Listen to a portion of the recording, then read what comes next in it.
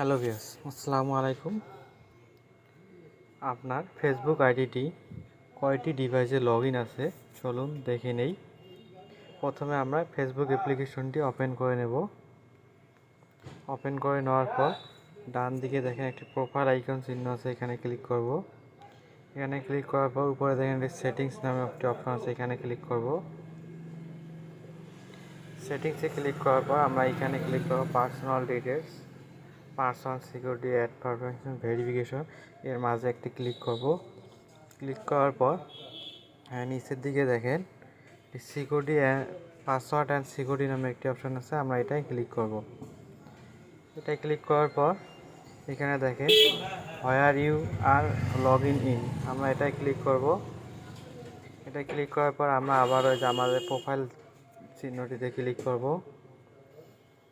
এরপর আমরা এখানে দেখতে পারবো আমাদের ফেসবুক অ্যাকাউন্টটি কয়টি ডিভাইসে লগ ইন আছে।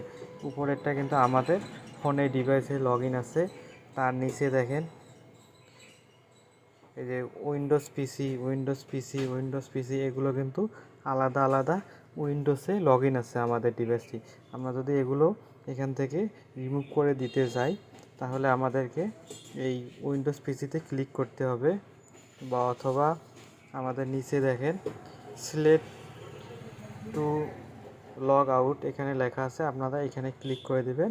এখানে ক্লিক করে দিয়ে এখানে দেখেন সিলেক্ট করা অপশন চলে এসেছে।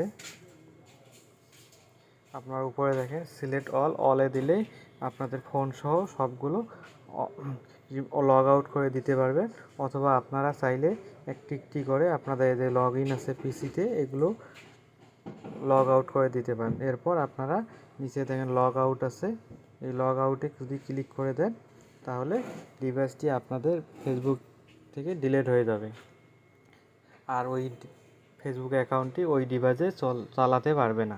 এভাবে আপনারা ফেসবুক অ্যাকাউন্ট ডিভাইস কয়টি লগ ইন আছে দেখতে পারবেন।